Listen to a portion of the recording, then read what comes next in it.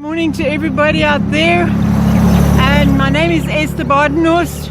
If you want to contact me, Esther.Badenhorst #1 on Facebook, or you can go hashtag SA Love Revolution, or on Facebook as well, join SA Love Revolution. What this is all about is trying to make an awareness to the Christians of South Africa and to those that love the God of Abraham, Isaac and Jacob. It's time to stand up and let's be voicing what we're praying. We ask the Lord to do miracles, but a lot of times we think faith doesn't need feet. I'm sorry, sometimes faith needs feet. Good examples in the Bible. Otherwise you are doing apathy because you just wait for somebody else to do it and you think God is going to do everything. God does answer prayer. There are times, and don't get me wrong, we need to pray. There are times that prayer works without feet, without people going, and there's times that prayer is needed, and especially if the enemy, like David. The soldiers, I'm sure, were praying much on the battlefield, and they saw Goliath and they didn't have an answer, but they had to go into action to defeat the enemy. And this is the season that we're in South Africa. The plan is to destroy our country, and this is not to bring you a war story. This is to bring you a spiritual war story. The physical war I hate. I don't want to see us going into a physical war. So if we don't stand up before it's too late, it could happen, because what God is saying is He wants His children to get up, to wake up. So first of all, we're starting with prayer, and I just want to swing this around. And you ask me, why am I showing you all these pictures? Well, there's some people that can't get out of their beds. There's some people that are not in our country, and some people want to see what does our country look like. So I do this at the same time. And then for those that are in their beds that can't walk and they would like to see the outside, maybe they don't have any windows. That's our big stadium in Polokwane, Peter Makabe Stadium. And and I'm going to take to my bicycle. There's my bicycle, and I'm going to cycle for you this morning. And this morning I was saying to the Lord, what does He want me to cycle for? And the message this morning is so interesting. Farmers, you know that my heart is for you. And the reason for it being for you is because you are giving us the necessary substance that we need. Now, when you study economics, very interesting subject, and you study politics, very interesting subject. Maybe some of you need to start doing that. If you've been called to do it so that you understand more what's happening in our country. Then you will know if you want to destroy a country, just do it from inside, because we have sovereignty, our lands. Each country has their own sovereignty. And then we have the international courts as well. But I don't think the international courts are so concerned about the citizens' behavior. If the leaders of a country can't sort out their own citizens, and that country's got their own sovereignty, mean they've got their own rights, they've got their own laws, the chances are that they're not even going to listen to a cry. And this is what is happening at the moment. We have internal war, fighting amongst each other, and the spirit just escalates. It gets stronger and stronger. So if you look at the spiritual, you might not believe in it, but it's happening whether you believe it or not. So it manifests on the earth by our behaviors, our attitudes, and our roads show road rage. Rape, crime, hijackings, lust for money, lust for flesh, sex, all those kind of things. They're all abominations in God's eyesight. So if a country behaves in that way, the only thing that will change a country is when we actually turn from our ways.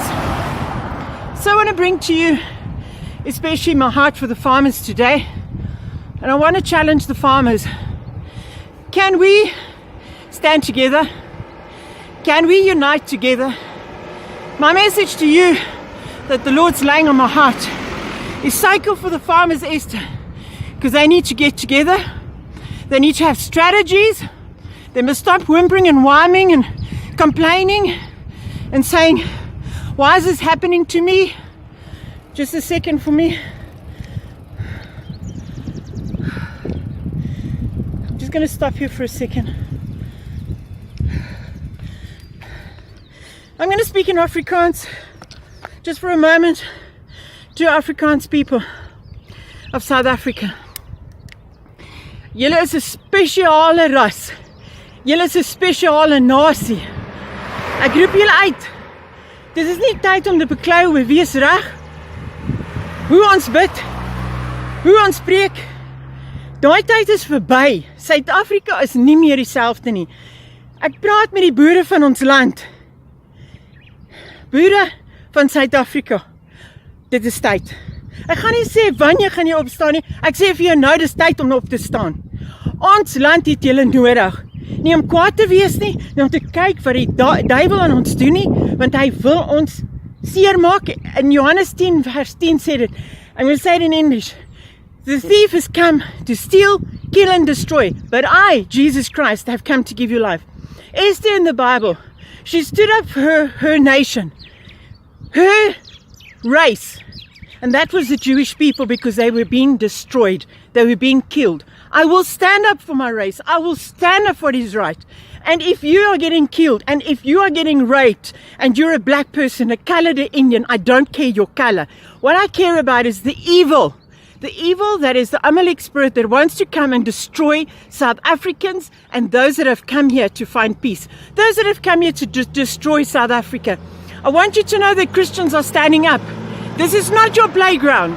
This is South Africa. And if there's any leaders in Parliament, I want to address you today and I want to say to you, this is not your playground. You might have 400 seats, but you've only been given grace by the Father for those 400 seats. You haven't been given any other grace but the grace of God to see if you can be righteous, if you can stand up and you can be not compromising. And if you're going to carry on compromising, there is going to come a time that God is going to draw the line in the sand. He always has and He always will. And He will not allow this to happen in our country anymore. There are Christians that are rising. There are people out there that are rising that are saying, we are had enough. There's the right word in Afrikaans, we had enough. I'm not going to use the word because it's not for me to use. If I have to tell you how many babies are getting raped by adults, it's enough. It's not only that. People don't want to listen about abortion. I want somebody to make a video. I don't have the time, but I have the visions. I am, like you would say, a forerunner. I love doing things. I'm a vision bearer. And I want to bring to somebody out there to challenge them. Make a short clip, put it on a WhatsApp, put it on anywhere in the internet. Just let it go viral. You know, abortion is the mother saying, no, thank you. God, I don't want this baby. God, something was wrong. You know what? Let me tell you something. Make a video with the baby says, God, I don't want my mother. I don't want to be in this womb. It just came up yesterday. I thought, what a radical statement. The baby doesn't have a choice. A baby can't say, yes, I want to live. But a mother can. A mother has a choice. A mother can say, I want to live. Okay, so now let's turn the tide. Let's ask the question. If the baby had a voice, what would baby say? Would baby say, I love my mother, I want my mother, it doesn't matter under what conditions I was conceived, I want to live. But then the baby says, but my mother I don't want. Won't this be an interesting viral message to the world? That we must destroy the law that came in that says women can murder their children. God didn't say we're not allowed to kill. If you're protecting yourself, you can kill. He says don't murder. Murder is when you take somebody else's life intentionally. You have enough time to think. And I'm speaking to the women. You might not like this message, but I'm speaking to you. I've been down the road. I know what it feels like. I've seen many women crying after they've done abortion. And you're welcome to contact me. I'm not here to reprimand you. I'm not here to judge you. I'm telling you the law of the Bible. And it stands forever. And the law is there for you and me. The biblical law is for you and me to adhere to. And even if the country says it's fine, you can do it, don't do it. Those baby parts are crying out from the soil of the land, like Cain and Abel, when God said to Cain, and he knew, he said to him, where is your brother? And he said, I'm not my brother's keeper.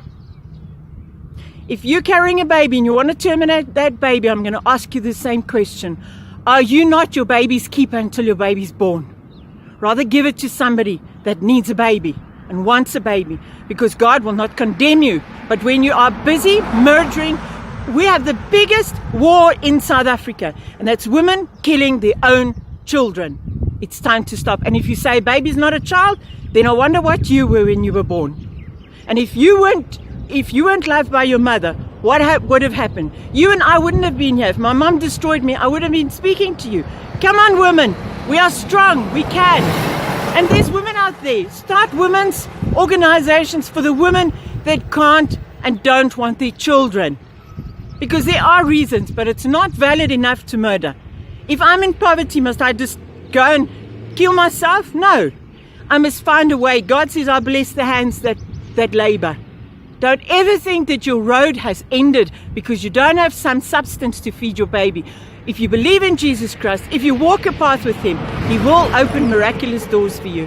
And I want to hear from you. Contact me on Facebook, contact me on Twitter, Esther Badenhorst, Facebook, Esther.Badenhorst 1, or you can go on SA Love Revolution. It's time to love one another, including your baby in the womb. I love you. God bless you. Bye-bye.